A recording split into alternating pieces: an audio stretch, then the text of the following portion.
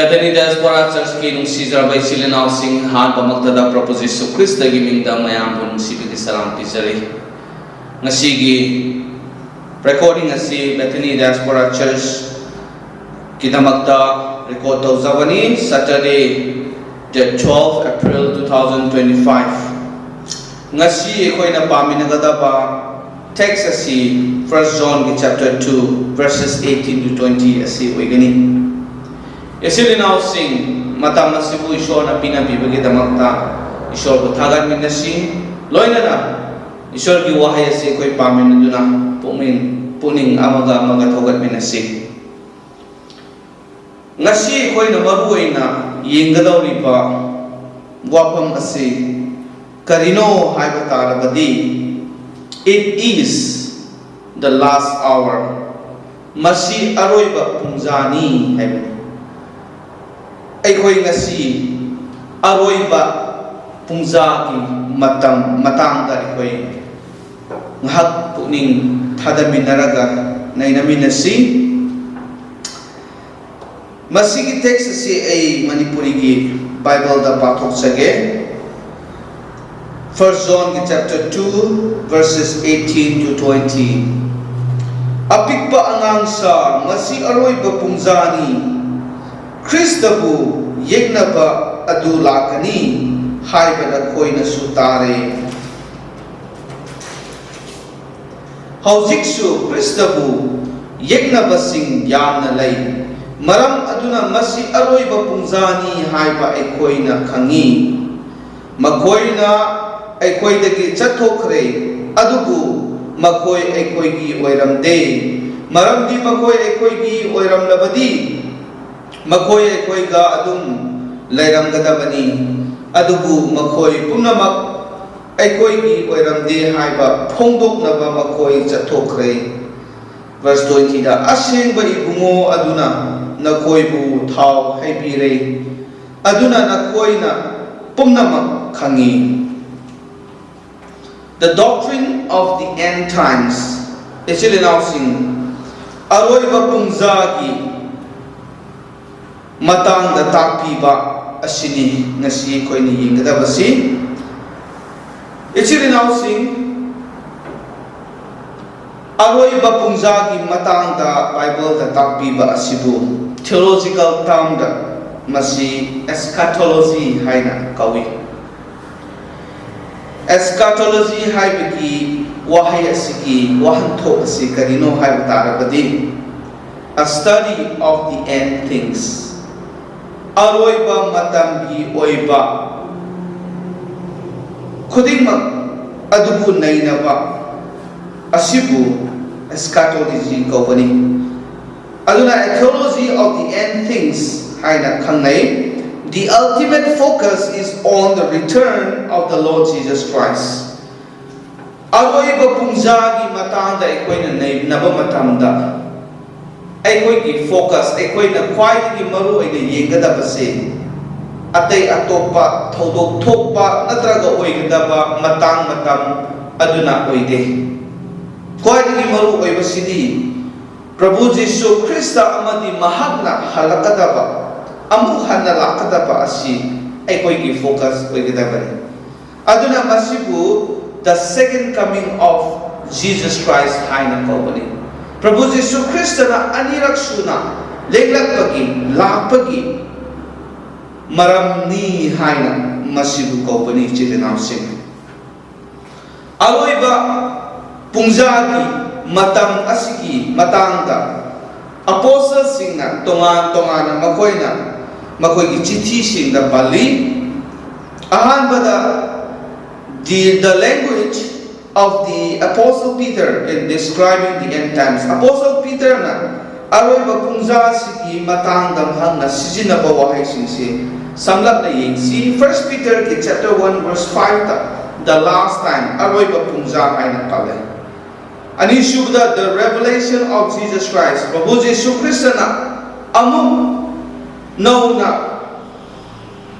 uthogak pa adubu Apostle Peter na end times asigi matangda mahagna pandu na ibani 1 Peter chapter 1 verse 7 and verse 13 asida ubu phangi. Aduga the last days aroiba numit sing aiba tare 2 Peter chapter 3 verse 3 da. Aduga the day of judgment wayan ba numit haibani 2 Peter chapter 3 verse 7. The day of the Lord Prabhu ki numit 2 Peter chapter 3 verse 10. Aduga the day of God Ishwar ki numit 2 Peter chapter 3 verse 12. Asmaina Apostle Peter na aroi ba pungja gi matang asida ibi panbi. Ani shubada ko no basi Apostle Paul na aroi ba pungja gi matang da mahagna iba mayam ko na thengnai mahagna season na ba loan sing asi karamai na season na bano hai kamai na pan bano ing minasi. Ahanbada the day of the Lord comes as a thief in the night. Prabhu ki numit adu Quran bana ahing nong yaida lakugumna lakani. 1 Thessalonians chapter 1 verse 10. Adu kaloina na ay koy na mathang yi matar badi. The Lord Jesus is revealed from heaven. Prabhu Jesu Christ na sargadagi lakpa aduga mahag amuk masabu ulakpa khangan ba asibu kawi. 2 Thessalonians chapter 1 verse 7. Ahum subada the coming of the Lord Jesus Christ Prabhu Jesu Christ na lakpa haibani. 2 Thessalonians chapter 2 verse 1. Asmana tungan ba wahay sizinaraga aroy ba pungja gi matang na makoy na ibani. Mathang asida Apostle John mahag asini. Apostle John na karmay na aroy ba pungja gi matang da ibano hay ba kanda mahag na aroy ba pungja hay ba si gi wahay asi yam na sing na clear oy mahag na panlagi. Maduna takpadi Apostle John na shu Prabhu Jesu Christ na amuk hanna lenglak kadaba lakadaba the return of the Lord Jesus Christ asibu thazay haibadu gupani. Aduna po the last hour haina mahang nakawani. Isili now sing leading apostles ahumna Peter, Paul, John makoyna Prabhu Jesu Christ ki amuhanna lenglak kadaba numit aroy ba pungja asigi matang da iba matangda. Aikoy na ningsinggadabadi masigi matangda aikoy nainaba thizan ba khang ba yamna mathoktai yamna maruoy haibasi masina aikoy utakpi bani. Actually now sing aduna aikoy munna masi study daw ko darkar oy masi khangna na ba aikoy honna ba darkar oy. Apostle John na Prabhu Jesu Christ na lakadaba lenglak kadaba amuhan na lakadaba sige matang asidi yamna achumba ashengba adugumba thokadaba ma oina mahangna khanduna thajaduna mahangna ibani. Maduda Prabhu Jesu Christ na lakadaba numit matam ase tambadi ngamde haiba ngamde adumangku soidana ngasi hayeng khangde aduga karam kanda oigani khangde haiba ngamde adunga ko masi soidana makthokani haibasidi mana thajai. Aduna he called the times he believed in the last hour. Aduna mahakna mana thajari ba matam adubu aroi ba matam aroi ba pungja haibani. Actually now see masiga loina na ikoi na nasai pathokhiba verse 18 to 20 ki manung aduda ikoi ni yingba kanda Antichrist Prabhu Jesu Christ bu yekna ba adu lakani Prabhu Jesu Christ bu yekna ba mahak adugi matangda mahak na ibi.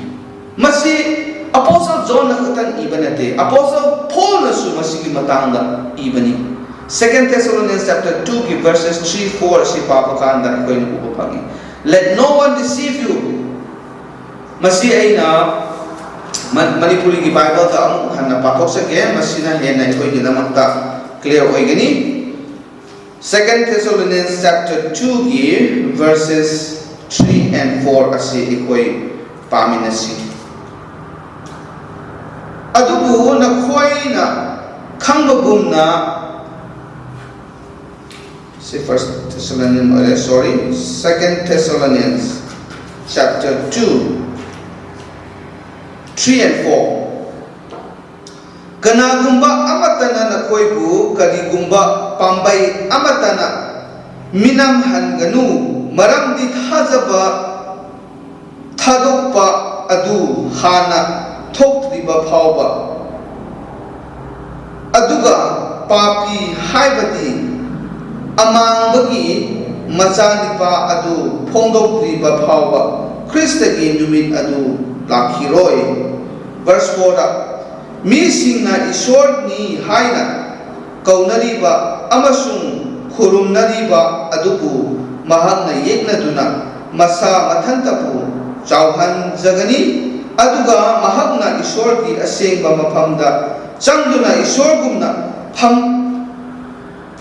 gani amasung masabu Ishwar gumna utkani. Apostle John na sufazana masida ibire. Aduna masigi Antichrist asibu, Krista bu yegnaba mahak asibu, the man of sin haina kaubani, pap chenba, papi oiba mi adumaina mahak bukhangnai. He is described as the son of perdition. Masida yamna mayek sengna Apostle Paul nasu masida mahaku pankrabani mahagasi pap chenba mi aduni. What would the man of sin do? Pap chenba pap putauba papu pamba mi asina kari taugani hakakanda he would oppose God. Ishwar pu mahagna yengna gani. Ishwar ki mayokta mahagna kuding thabak taugani ngangani. He will exalt himself mahag masa mathanda Tagat jagani awang thapta. He will sit himself as God in the temple of God. Ishorgi ningna sang aduda asengba sang aduda mahagna Ishor saraga mahagna phamgani haibani. Aduna Apostle John na masida warning pibasi karino. The Antichrist is coming. Masigi Krista bu yegna ba mahak adu laani haibani lakrabani. There are many antichrists already exist. Hujik shu Krista bu yadaba Krista bu yegna ba kaya marum laide haibasi mahak na pondoi. Hence John called these times the last hour. Maramaduna Apostle John matamasi aroibu matamdu hoide haina mahak na pondoi. Actually now see, those who have departed from apostolic teachings. Prabhu Jesu Christ na khando kraba, thautai bi kraba, pawon chakpasing, makoi gi yegna bada, thabak tauba chakpa, madudagi lam na chathok kraba, mayam amasu masida pale. There were some who were associated with the apostles. Matam amada apostles sing Prabhu Jesu Christ ki pakon chakpa singa chalmin na duna thabak sumin naramba kaya sulairami. Over time they departed from the apostles. Matam ki matungina makoi apostles sing pakon chakpa sing dudagi makoi na lak na chathokre. Aduna Apostle John na masida commenta ubadi mahanga haibasi karino haibakanda. These had departed because they were never in heart joined to the apostles. Madapan basi karino makoy na chathok pasi karigidamak dano haibakanda taseng namak makoy thamoy dagi taseng na ay koy gigirak ta tinba yawba nate haibani.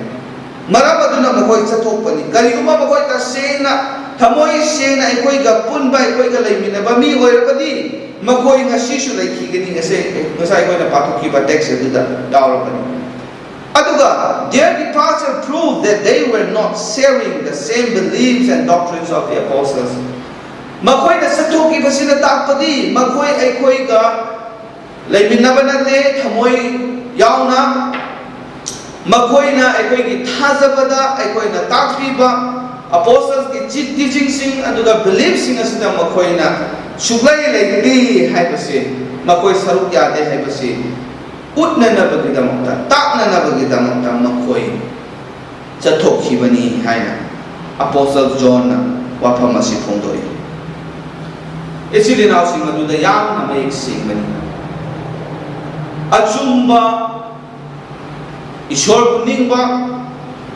ashengba ishor bunungsiba thajaba mising aduna kaitongai dasu thajabadagi makhoi chathokloi apostles sing teachings beliefs sing asdagi makhoi kaitongai dasu lapna chatloi karigumba chatpa tarabadi makhoi da singna yaude haibase takani mathangda yebakanda the anointing of the Holy Spirit Prabhu Jisu Christa gi thawai asengbana thau haibiba asigi matangda ui isilinaw sing thawai asengbana kari tawi thajakraba asengba achumba thajabasing aduda mahakna thau ase haibikrabani madugi thau do karino thawai asengba masam aduni the work of anointing involves the following sealing of the believers masida thau haibiba thawai asengba gi thau haibiba asida kari kari yawono haibakanda thajabasing adu ishwar gi oire haibagi seal number adu oirakani yawoni setting apart for ministry Prabhu gi thogan tawna bagi damakta tongana thamdokpa empowering for ministry Prabhu ki thogan tawda mapung phana tawbung amna ba pangal hapiba aduda yawkrabani guiding in life and ministry makoi ki punsida makoi na tawriba shor ki thogan tawriba mafam aduda makoi bulam jing bi bunana bagi damakta bibi khrabani masini chile nausi aduna apostle John na panmani ngasi ekhoi leiniba thajabada chetna lekniba ekhoi apostles singi teaching singda apostles singi belief singda leiniba ekhoi ni tasena thawai aseng ni thau ai bikraba sing aduni aduna naba sing adudi chathokraba ekhoi girak ta chathokraba sing aduni ekhoi girak ta leram naba su makoi tasena ekhoi da saruk yaba nate ichile naw sing ngasi ekhoi munna khansi ngasi ekhoi Christian society da leiraga Christian imung da leiraga tasena mag Prabhu thajadaba tasena mag apostles singi bakhol chatpa singi ishwar ki manai sing api iram prabha teachings mayam asibu thajadaba masibu indaba kaya ekhoi leramgani aikoi Christian ki marakta lairaga hekta Christian oibanate thajaba sing ki marakta hekta lairaga thajaba hekta oibiyabanate aikoi ki thamoi nundagi tasena thajaba tasena inba tasena aikoi madugi matungina chatpa mathau tabani isile naw sing loina ngasi masigi message asigi aroiba oina mayamda thogat saningba adudi isile naw sing Prabhu Jisu Christa na soy da namak amuk hanna aikoi bulow lakani amuk mahak lelakhigani haibigi thajabase aikoi thamgadabani masi aikoi khangna na basukot nagadabani aduga to be aware of the dangers that attend the last hour aroiba pungza aduda oirakadaba awaba dangers athemada tagadaba thajabadagi lapna chathokhiba adugumba mayam adudagi ekoi cheksinna leiba tai ekoi si mitna singna leiba tai haibasi ngasi puning thoba chani ko aduni actually now si karamaina ngasi oigani haibakanda false teachers chumdaba aranga takiba mayam amalakani. Aduga the deception of these false teachers. Haiba aran ba ujasing takiba sing asina. Mi sing thamoida wakhalda minam batauraga makoibu. Chumdaba kaya takiduna wakan joyandani. Masjid ikoi chekshin dada. Ahum sugar to seek to be filled with the Holy Spirit. Thawai asing manapiktan ba aduay koi tarkar koi to be discerning. Ay koi na achum aran phajana khangma ngamna na ba. Thawai asing manapiktan ba mathaw tabani. To be strong in the Lord. Prabhu da ay koi china nekpa ngamna na ba. Thawai asing manapiktan ba tayo. Aroy ba to look forward to return of the Lord Jesus Christ.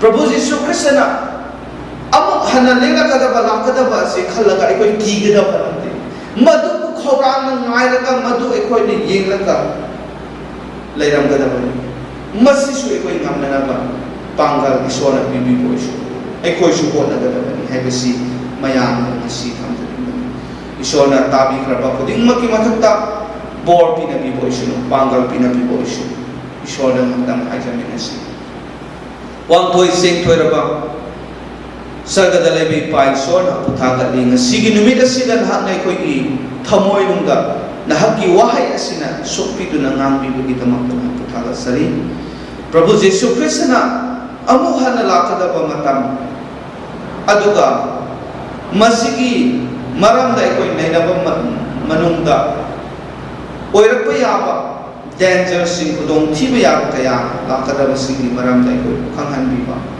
yam na thagali paisor masina ekoi ki thamoi da he na thabak to biduna sekshin na laiba ngamba se na ekoi ki thajabada lepa ngamna na ba na ki thawai asing buduna ekoi pumatam ki bektalo ni pangal hapi paisor thawai gi hakchang gi ani mak ki darkar ba kuding mak na pina pi bol kuding mak na ita pi awat kuding mak na pina pi ngak shen bi paisor ekoi ki punsia se na haki minglen ki damata koi han pi Tagal sa pagloy na nakuding makasin, paap tagi handok pipa ang matangalan o kan pipa mapu Prabhu Jesu Kristo giminda ni sa bani. Amen. Thank you. Isona ay ko'y miyang bor pinabipo isin. Amen.